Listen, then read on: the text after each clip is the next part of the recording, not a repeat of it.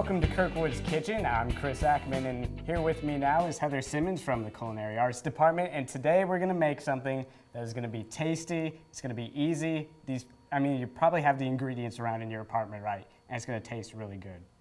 Yeah, today we're going to make a teriyaki chicken stir fry, and it's going to cost under $10. So it's really easy to make, and also if you have a boyfriend or girlfriend, it's a nice dish to impress them. So hopefully we're going to get somebody a date by making this dish. Oh, absolutely. They can impress their significant other, maybe.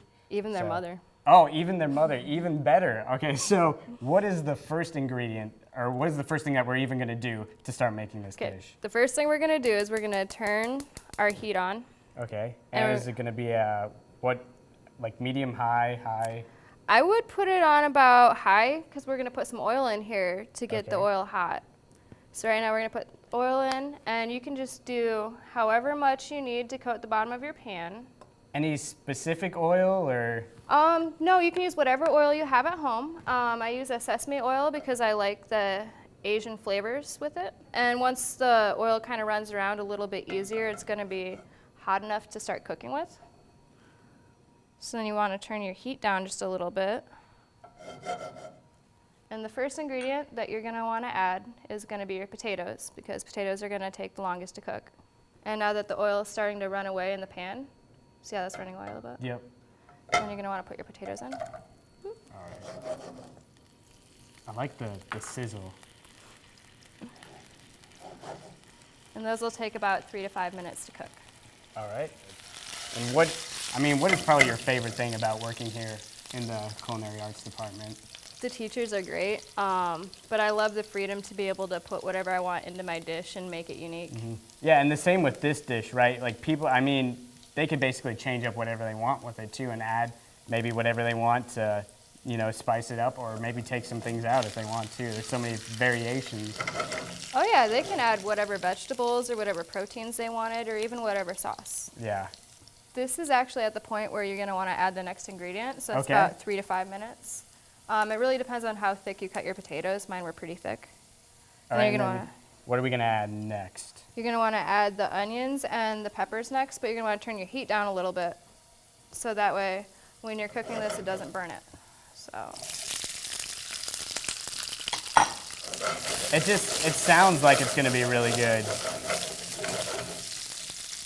So we're going to kind of let that saute for a little bit? Yep, just until the onions get a little translucent. All right, now I'm going to put in some salt and pepper. It really doesn't matter during the cooking process when you use it, as long as you use it pretty much right after you get the onions in. And then you're going to want to add garlic too, about a teaspoon or so of garlic. And for the meat, what meat are we going to add?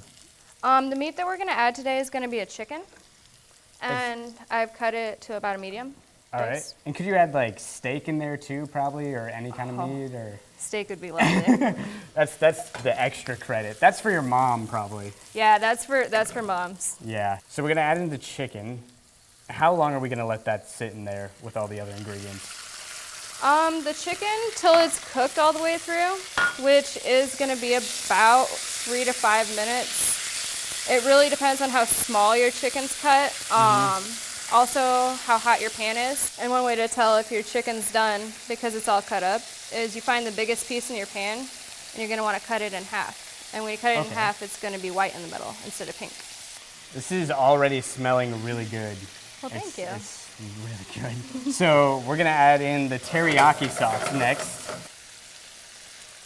And so how long are we going to let this set then, and let the teriyaki sauce kind of get in there? We're going to let this cook for about 3 minutes or so. It just depends on how much sauce you have in your pan. Like right now, my pan looks pretty wet. And so if you wait for a little bit for it to thicken up, you'll be able to tell.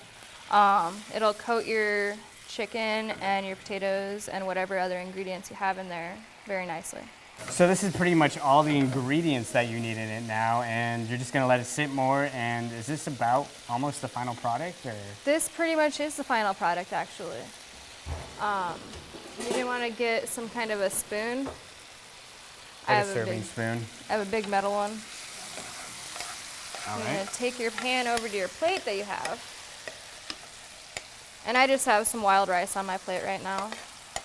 What would you say is like a good side dish to go with this? If you want to just top it all off. Any form of rice is really a good side thing. If you want to grill up some vegetables, like grilled zucchini is really Oh, that good would with be it. really good. So here is our final product, and it looks really, really, really delicious. And I was wondering if I could try some of it, maybe. Yeah, absolutely.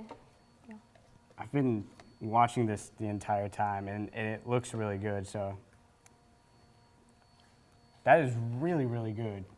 I'm pretty sure that if you make that for any mom, any boyfriend or girlfriend, or your friends or family, it's gonna be really tasty. It's gonna be such a great dish. If you want to get this recipe, you can go on to kirkwoodstudentmedia.com, and we'll have that recipe up on there for you. And we also want to thank again Heather Simmons for joining us from the Culinary Arts Department. So thank you for sharing your recipe for us, and thank you for watching Kirkwood's Kitchen, and we'll see you next time.